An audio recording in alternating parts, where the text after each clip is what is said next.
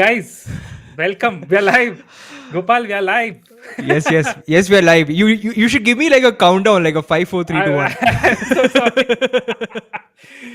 So, guys, welcome to the Desi Bowlers podcast. Two really interesting games today. One game where, my God, my prediction just, uh, I may have to relook into it. I thought Warriors will win the first three, honestly. Yeah, But that is. I had such a bad day, Gopal. Since morning, since I saw the match, I had such a bad day. I woke up in the morning, I was watching the game. They were down 14, but I didn't feel that they were out. And they made a 14-0 run and they tied the game. And I was like, it's over. They are going to cruise through victory. They're going to cruise through it. And then they just couldn't buy a shot. They couldn't hit multiple open shots, multiple open shots at the end of the game, which the Warriors missed. I hated that. But let's talk about the guy in the thumbnail today. Oh my God. Hmm. So, Hmm. Gopal, your thoughts? Man, honestly, I was not expecting him to have such a huge impact because if you remember the conversation also that we had yesterday, I think we both agreed that even if Anthony Davis goes off, it won't really matter in the larger context of the game. But I was wrong. But it was dude. He had 20 points, like 11 rebounds at half. Right. Okay, and he was paying back Kevon Looney in his own medicine, bro. Like he was like Yeah. going over him and getting offensive rebounds and stuff. Yeah. And the discipline, man. Like not just AD. I think again the importance of having a game plan, right, and sticking to it. In a way, it was similar to the 76ers, right? In terms of they knew what they had to do and they executed. Uh, so yeah, what a game! That's what I'm saying. You can't predict a series which has superstars, dude. I just think it's not. Oh man, but this was crazy, bro. Vanderbilt, bro. But we'll come to him later. But yeah, So, AD was unbelievable, man. And it looked like he was. It looked like this is something like a kind of performance he can keep going for 7 series, right? It's not so like, let's yeah, let's talk about that. huh.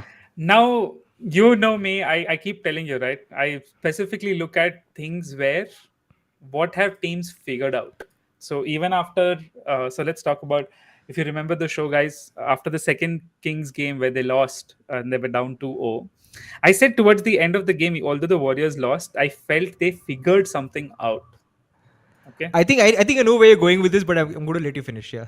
Sure. So I feel they figured something out. So in this game, as I was watching, I'll be honest with you, for the first three quarters, I felt that damn how this defense is killing the Warriors. The Lakers half court defense is legit. Okay. Warriors were getting penetration, but they could not finish over AD and LeBron. AD and LeBron are both 6'9, 6'10, huge, imposing figures, very athletic, good timing. And the Warriors were not getting anything on the rim, and they of course hit a few jump shots and they hit a lot of threes. But the game for the Warriors is, at its core, it's built on easy buckets for multiple players. That's Hmm. the best part about the Warriors offense, and why they've been to like six finals and four championships. It's because they get easy buckets for all their players, not just their stars. So the first three quarters, I was like, this is not going to work. And then this fourth quarter started, and what I saw happen was two things. Okay, Anthony Davis and LeBron James got gassed. I think Huh. they were completely tired. But David Ham has no one else to play. He has to play these two guys all game long. There's no option for him. And and the Warriors started running like crazy. I keep saying, right, up tempo, up tempo. That's the kind of game they got to play. And I think the Warriors figured out that the up tempo style they played with the Kings, where it was back and forth, is what they should not try to challenge the Lakers in the half court offense. They gotta run the ball down. They gotta run it as aggressively as possible, and it opened up so many open shots in the last quarter. Like the 14-0 run, when that run was happening, if you'd have seen me, I was like, how are they leaving Steph open? How are they leaving Clay open? It's because Lakers in the half court offense are just killer. Half court defense, sorry. But when the ball is gunning and the LeBron is not back and AD is just running back, he's not yet got the right position. And Warriors, even in the fast break, they run their motion offense. Ball flies around. Warriors started hitting shots, and that 14 over run honestly felt like a 20 over run, because before that it felt like Warriors couldn't buy a bucket. And then suddenly, that was the first thing which they did from the offensive side. And on the defensive end, the second thing which they did was they started running a zone defense, which packed the paint. And Lakers shooters are not consistent enough to make them pay. The way you beat the zone defense is you get dribble penetration and you kick out for open threes, because in the zone defense it's designed to make it collapse in the paint and create a lot of open shot opportunities. Now any other team in the league, you can't run a zone defense. Most of the teams have super 3-point shooters which will make you pay. The Lakers don't. And they Lakers couldn't buy a bucket in the last if you ask me, for last in the fourth quarter, I think for 7 or 8 minutes, the 8 minutes they were scoreless. They happened to hit couple of shots towards the end when LeBron just drove it in and hit over Wiggins and I think what's his name? D'Angelo Russell got a good shot. But apart from that, Lakers couldn't buy a bucket. So these two things, I don't know what adjustments the Lakers make, because if Warriors I'm sure they have seen this and they have figured out, okay, this is the strategy to beat this team. I'm really looking forward to see in game two if Lakers are able to adjust to that and produce some interesting, results. I mean, what are your thoughts, Gopal? Yeah, no, I agree with you.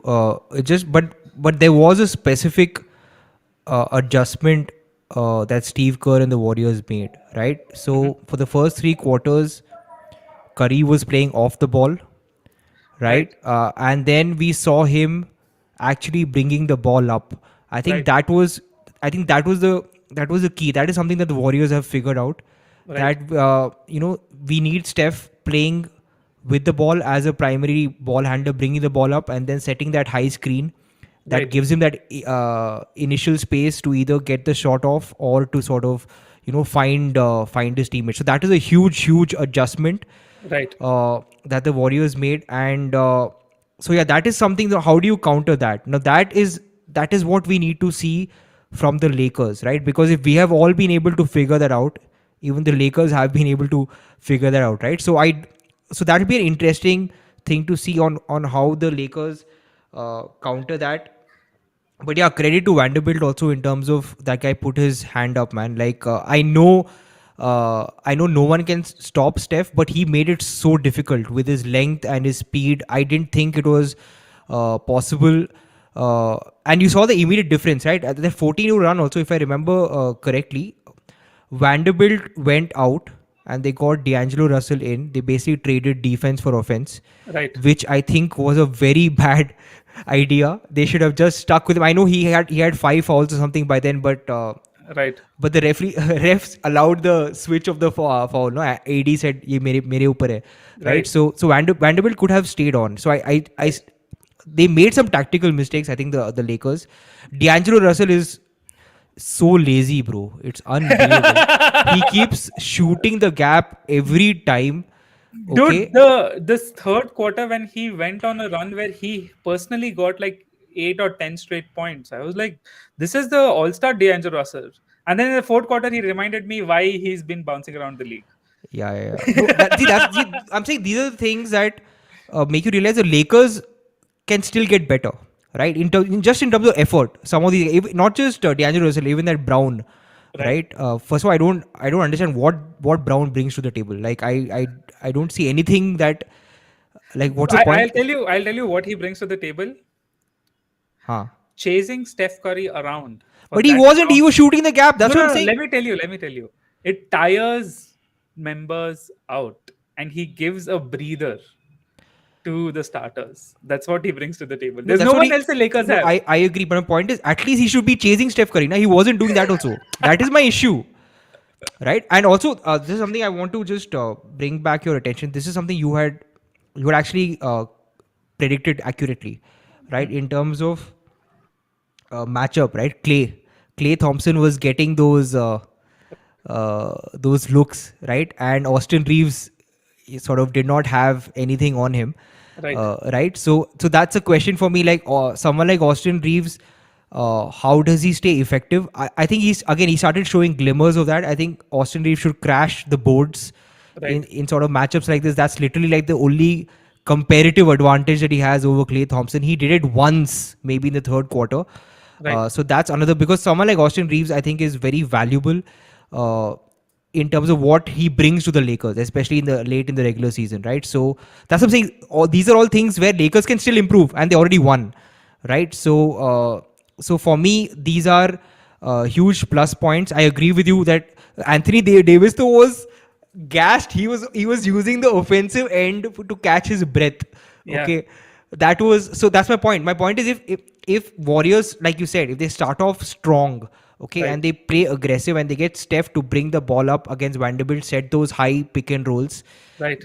then the Warriors go up by 20 in the Yeah. first half. So let's talk a little bit more about this now. Now let's talk about, I spoke about Warriors offense. Let's talk about Warriors defense. And Huh. in the first half, one very silly thing which the Warriors defense was doing was they were fouling away from the basket. Hmm. That's the dumbest thing you can do against the Lakers, because they will get a lot of free throws because they are aggressive. But when you start fouling away from the basket, right? You're giving the when why is the Lakers taking an away shot? It's because your defense has worked and they've not been able to penetrate. And when you foul away from the basket, you're bailing them out. And this, I will talk about a very specific X factor in this series who I think can make a huge correction, and that is going to be Draymond Green. So why do I bring this guy up? In the first half, Draymond Green was not focused at all. So what do I mean by focus? When do you call something focus on the defensive end? On the defensive end, how do you check if your defense is focused? And when I say your defense, for me, what Steph Curry is for Warriors offense, Draymond Green is for the defense. So how Draymond grows, the Warriors defense goes. You look at, are they making silly fouls? Because Hmm. they are not defending in a disciplined way. Okay. So, because they were making so many silly fouls, they were not at all focused. And obviously, if you get a player like Anthony Davis going, guys, there's no doubt about it. Anthony Davis, when he plays like this, he's the best player in this series. He's the best player in this league.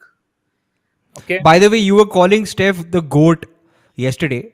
Now you're now saying he's all AD is the best player in this series in the league. I'm just No, saying, that's okay. I'm because just saying 24 I hours. will. I'll tell you why. Steph Curry is still my goat, and I'll tell you why. I know that Steph Curry is gonna bring it every single night. I don't know that Anthony Davis will.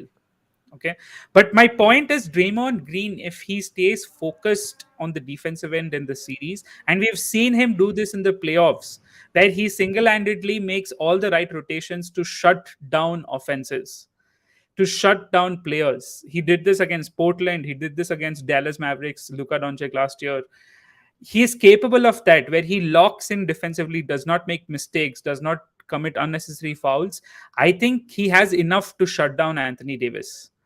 And what are your thoughts on that, Gopal? Yeah, so obviously Draymond Green, he got into foul trouble, right? Right. Which is something that needs to be highlighted. I think he had four fouls in the third quarter itself. Second quarter. By Second second quarter, quarter, he did four fouls. Yeah. yeah, but I still think when AD is playing, like my point is, how do you stop a guy like Anthony Davis, right? So Even if I'll tell you this one big mistake which they made was they thought they'll do what they did for Sabonis, which is give him open mid range shots.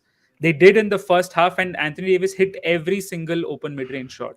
And you can't do that against AD. You'll have to play him closer. okay, but I still think AD is skilled enough to sort of, he has that, he's like a guard, right? He can beat you off the first foot, first dribble. He can get to the rim, right? So my only thing is how you need to double AD, right? Right. Or a late double. So but then the moment you do that, I still think that's the best bet, because like you said, the Lakers don't have consistent outside shooting. By the way, LeBron had a horrible shooting night, right? So that's what I'm saying. There are still all these areas where the Lakers can improve. But yeah, I think these are adjustments that. So just look at this possession, Gopal. Huh. What I'm talking about, where Lakers Draymond Green. So just observe this possession. Why do I bring this up? Draymond Green plays the pick and roll perfectly, Hmm. right? Helps on AD at the same time, like just destroys the play. He's Yeah. capable of doing these plays all day long, but he has to stay on the court. He can't get in foul trouble. But yeah, Yeah. sorry, please finish your point. No, no. So I agree with you. I mean, it's about both Kevon Looney and Draymond Green sort of, making it harder for AD, because I still felt AD had it a bit too easy. Like, the Right, idea is to make him inefficient, right? right, It's not to stop him, which is basically what even the Lakers did with Curry, right? They just made it harder. They slowed him down. He was right, still getting those Curry-esque shots, right, right? But I think that's the best that you can do against AD. So yeah, so let's see if, because Draymond Green is someone who takes a lot of pride uh, right. in In being defense, the best. And in fact, I was watching this he says him. he's the best defender of all time. Not just best defender. He's basically calls him the defensive coach of the Warriors. Like, मैंने खुद बनाया है. Okay, that level of stuff. अगर if that's the case, then yeah, then we need him to uh, play really aggressive and not get into foul trouble, right? Which has been a problem even here. If you saw this, there was a moment where I thought if it was regular season, he would have been sent out of the game, right? He kept Right. jawing for like 3.5 minutes.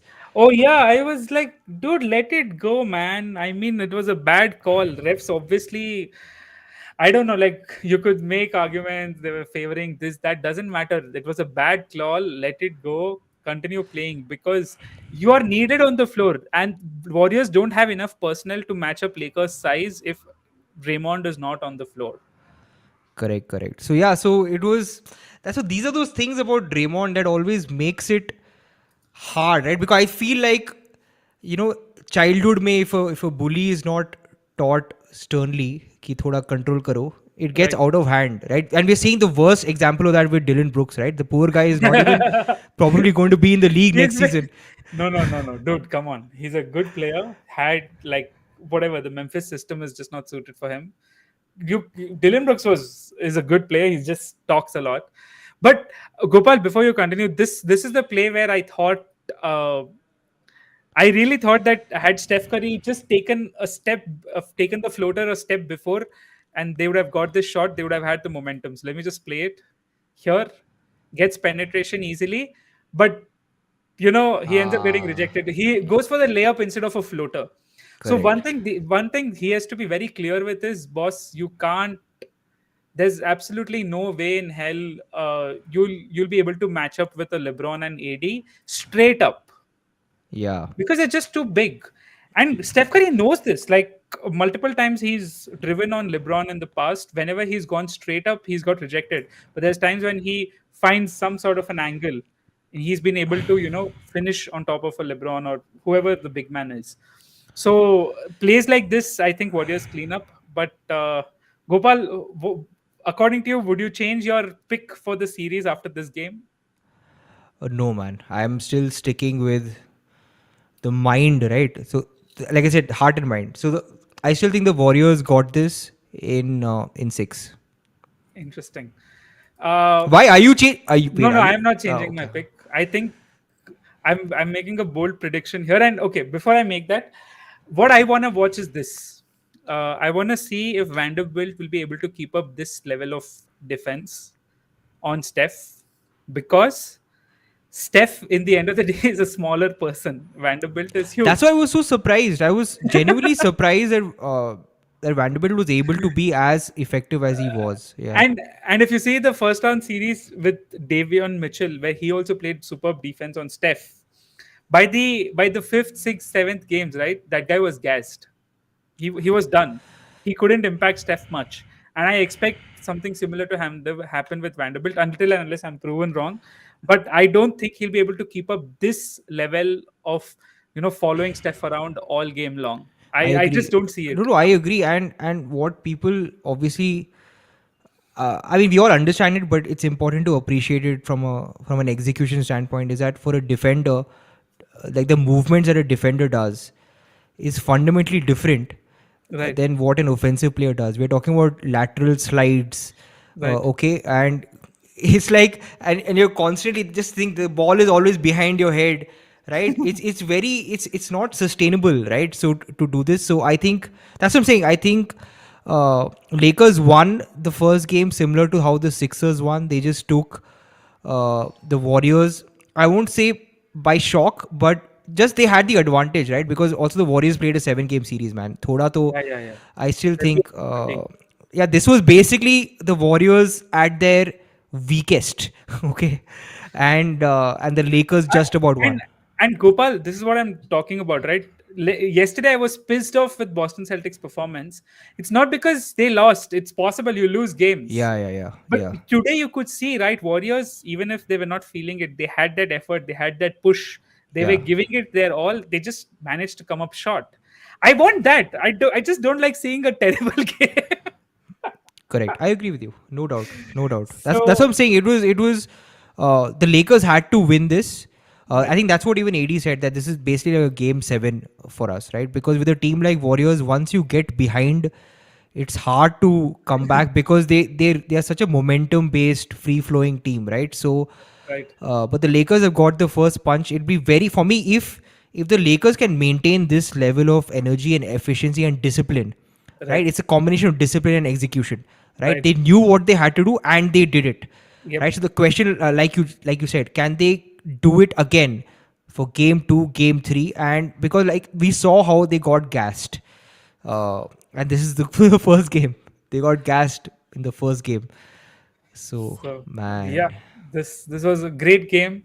Let's move on to the second game. This is an interesting game because Julius Randle and Jimmy Butler were not available. So Randall played, bro. I'm sorry. I mean, he's available, but he's just made it. But Jimmy Butler, the player who makes the Miami Heat go, wasn't available. Now, why do I say this? This particular game just shows you why many people consider Eric Spoelstra as one of the best coach in the NBA right now.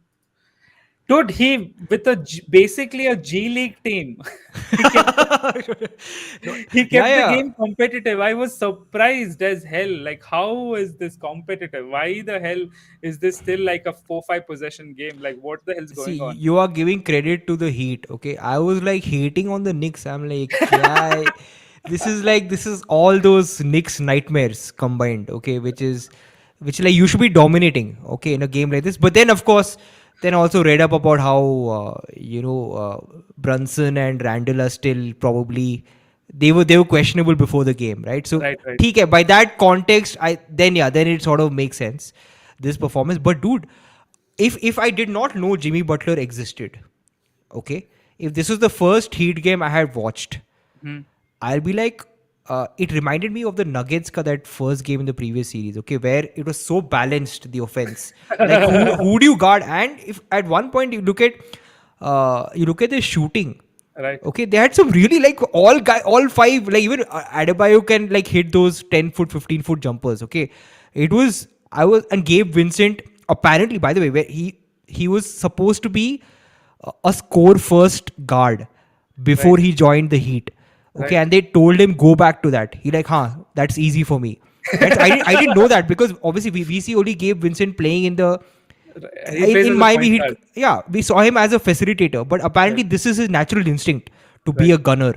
right. Uh, right? So, and Caleb Martin, I have seen some 20 games of his. He has never knocked down shots like this. Okay, so yeah, so I think the Heat also played exceptionally well. Right, They were unfazed. It's not like, because in those pressure moments you sort of search for Jimmy Butler, right, right? I felt like it's not like they were lost, right. except for that one player. I can't recall his name, where he was really messing up, Wainwright or something. I don't know what was that, the guy. So anyway, my point is, I think the Knicks won, but Miami Heat will take a lot of confidence having split the Without first two Jimmy. games, yeah, without Jimmy. Yeah. And Jimmy's of And course forget going. about without Jimmy, a Yeah. lot of confidence because of the way they played today. Guys, look, the one of the most important things I look at is emotions, of what a player feels, what a team feels, as even if they win or lose the game. And with this game, right? What Miami Heat, although they lost, they're going back to Florida, to Miami, with is immense confidence, immense confidence, and they'll be feeling extremely good about themselves because they know Jimmy will be back. And I don't know, like I expect, I see the series, going the Miami Heat way, which is saying a lot. Like this is the eighth seed in the East. People forget. So Yeah. it didn't feel like an eighth seed team, honestly, Gopal. No, yeah, it didn't feel like an AC team. In fact, but that's the thing about Knicks, right? That's the reason why they are so frustrating historically, right? Like, and by the way, this game, I don't know what you felt about it. It was not pretty, dude. Yeah, yeah, It was it was a ganda, dude. Like, okay, but then I was looking at the numbers and the scores and all. Okay, it's not like a low scoring, not like 70, 80, but it still felt like it yeah, was such a struggle, right, for the Knicks. And in the end, again, Jalen Brunson. yeah. So this Uh, time they didn't make the mistake. Thank God, they went to him towards yeah, the yeah, end. they didn't make the mistake. They went to him, Harkenstein. Okay, I'm like, that's what they needed. They needed some really unexpected production and delivery from guys like Harkenstein to sort of. Hartenstein, Hartenstein. Yeah. So my point is, if that's the case, it didn't look comfortable at all, right? With Right, Miami, it looked like they can play with this team, right? right, Even without Jimmy, it looks like they can win this series, and that says a lot. right, That says a lot, right? And then the question, of course, is the fact that Randall played and Brunson played. right. Uh, how is their health going to be, right? Hmm. Because Butler has at rest, Right, but these guys don't. Obviously, there's a 3 day gap between game two and game three, uh, right, right? So I think the Heat are looking very good. I agree with you. right. Unless Brunson is back, if Brunson is back to his best, I still think you need Jimmy to come back because that guy is like the key that unlocks everything. Like he's like literally the guy with the skills. Yeah, so he, dude. So this, if you look closely, right? Of course, they play like the Nuggets and they play like the Warriors. Uh, the Heat, they play offense. Like it's not, give it to one guy, Yeah, run yeah, yeah, away. yeah. You actually see motion only during some plays where shot clock is off, like this one where game just decides to pull up. Like only plays like this is where they end up doing ISOs, but they use ISO. They don't Yeah, only do ISO, right? correct. And that's the key. You should be using a lot of ISOs. Uh, like some example is exploiting mismatches and those kind of things. But overall, right, if the ball is flinging around and it's flowing around and you don't know who's going to end up taking the shot. But the other part, Gopal, which I loved about the Heat, and they didn't show this during the season, which is surprising, is their 3 point shooting pedigree is deep. That's what I was telling you when I saw this lineup. I'm like, everyone can shoot, man. Yeah, everyone can shoot and at a good rate. Yeah, Like yeah. so, Kevin Love, although he just got 8 points, he can consistently shoot. Gabe Vincent is a shooter. Max Strus is a shooter. Duncan Robinson has started hitting shots. He had three pointers today. Uh, Kyle you know, Lowry, all Kyle these Lowry, of guys. course, can hit shots. So they have very good, like just shooters. And in the end of the day, if you're running a motion offense and you're surrounding it with good shooters, good things are going to happen on the offensive end. On the defensive end, there's no question. Heat is a tough team to score against. Yeah, dude, I love their offense. Like you look at this, you have like four out, and then you Right. have Bam setting screens, right? It's very hard to guard against Such this, an offense. Yeah. right? Because the moment you try to press into a guy, it's not like they can't drive. Except for Duncan Robinson, I think even Max Strus, he got some surprisingly athletic layups and all, right? So my point is, it's a very hard offense to stop, and I think because Jimmy Butler is Jimmy Butler, he draws so much attention that we forget how balanced and well-rounded the Miami Heat is, right? So this was Yeah. personally a wake-up call for me because I would never pay attention to the others, right? Yeah. When Jimmy Butler there, because with Jimmy Butler, you're always waiting for him Right. to sort of switch that gear and go next level, right? So, but uh, this was a terrific performance. In fact, as you were speaking, I'm wondering if Miami should have gone 2-0, right? That is the question. So yeah, man. What are your predictions, dude, for game three then? I think it'll be a close fought game. I don't know. If Jimmy is back, I think he'd take it. Even if Jimmy is not back, I think he'd take it, My honestly. question is, should he be back? That is the question. No, I don't think he should. Because based on the reports, I think he had a very bad ankle sprain. Like on NBA subreddit, you could see some people like it's become like a ball. I'm worried if it's a fracture also. There is one more thing though. We were talking about zone defense, right? In the previous game matchup, right? So after all the Lakers won, the Lakers Warriors, Mm. right? So even Miami played a lot of zone, by the way. So I think even you can play zone against the Knicks because even Knicks are like those guys who are. I don't think they're very comfortable in terms of Shooting. consistently shooting.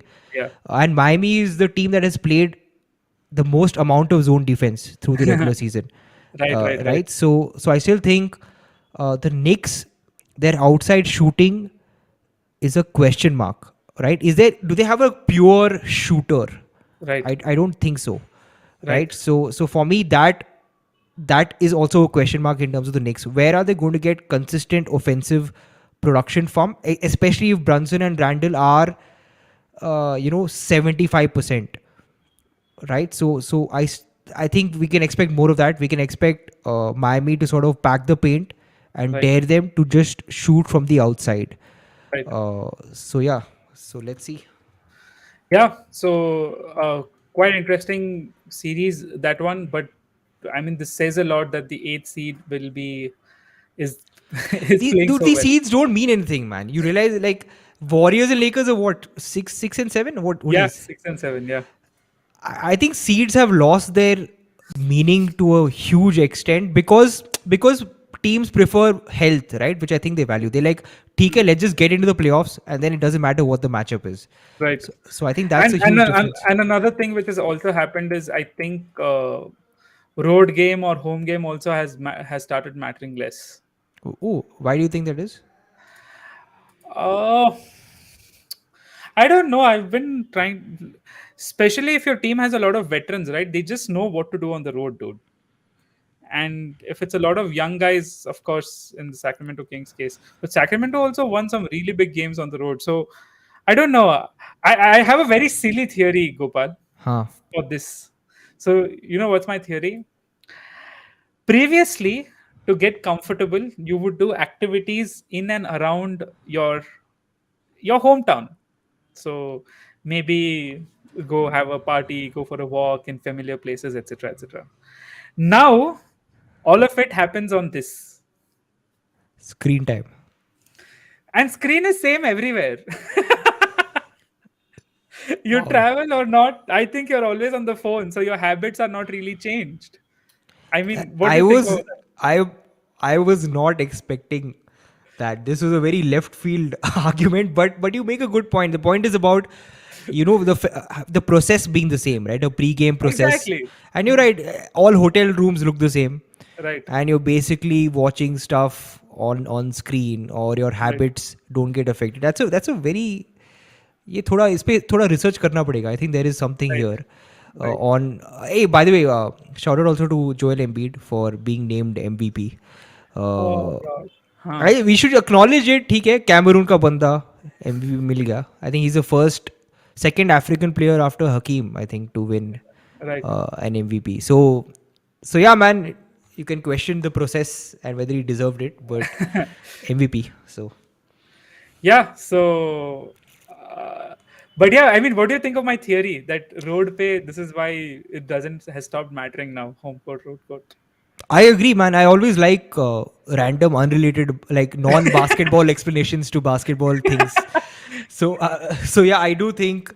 I'm also wondering if this is still some sort of delayed hangover from the bubble, right? Because the bubble sort of made that whole idea that there is no home and away anymore, Right. uh, right? So I don't know if this is still some thoda. But by the way, there are all these. New York is still. I mean, it still has a huge identity, right? If you look at the crowd in the stadium and all, like, Right. it's still packed. It's still like as intense as ever. So I don't think it's got to do with the spectators being more sort of civilized. I don't think that's the case. So it comes down to, yeah, to the players and their preparation and Right. their mindset. But I do think though that role players continue to struggle on the road. Right. I'm not talking about Miami today, but generally we have seen, right, that inconsistency is still there with the role player. The stars are stars wherever they play. Yeah, that's true. And you can also make a case that every role player in any team now is also a micro celebrity because of social media. Man, now you're wearing your marketing hat and personal branding hat and all of Dude, that. no, but I wanted to. Okay, fine. So let's move on to tomorrow's game. No, we can Tomorrow's talk about it. I love these. What? Go ahead. What is your finish your thesis on this? See, so about 10 years or 15 years ago, for a role player also, even if he's the average salary would start at 750K dollars. Okay. Huh. Today, average salary starts about $2 million plus an incredible social media following. So from his social media following, he can earn another $500,000 This is Marwadi a explanation, bro. year. Yeah, dude. So because of which, they are a lot more comfortable anywhere. And second, uh, I think teams have become smarter in the sense that they make sure that the fitness, the food guy, everyone is concentrating on all players. So previously you would have, like, LeBron for example has his own personal trainer and this and that, he spends 2 million a year, right? Hmm. But teams have started doing that, wherein wherever they go they have the same kind of conditioning and all those things don't get lost, or they have the same routines or processes. And because technology has enabled a lot of these things, I think that road significance is reducing day by day. That it doesn't really matter if you're here or there, because you go through the same routines, you'll be prepared. I mean, We should and actually. I think this is a very interesting theory. We should find the time and check the numbers to see if number of road wins percentage has gone up. Right. I think right, that will automatically answer. But I love it, man. I think it's food for thought. It makes you wonder. Like for example in cricket, right, right? Like pitches in Australia, right, are right, bouncy and all of that. In India, it's so maybe we should, if this is how uniform things are going to get, maybe we should try playing around in terms of just to make an away game feel more like an away game, right? I, right, I don't know if exactly, I'm not talking about rule changes or something, but something to like Denver has an advantage, right? Mile high city, whatever. At least that's one thing which distinguishes Denver. But I'm saying this is something that maybe the league can consider if eventually the differences like become nil and teams are winning home and away, home and away, home and away. right. That's a long term thing. So Adam Silver, if you're listening to Desi ballers, Yeah, yeah. I also feel NBA has bought a lot of operational standardizations in courts. So yeah. you see most courts look very similar these days. I don't know. It's a lot of these small things which I feel have, of course, even now in the NBA, 60% of games are still won by the home team. Hmm. And fans do make a huge impact. But I don't know. I have a feeling that more than the fans, the players, they're professionals. They get into the right routines. Their routines are all on the phone now. They get their bloody fitness routines on the phone as well. Yeah.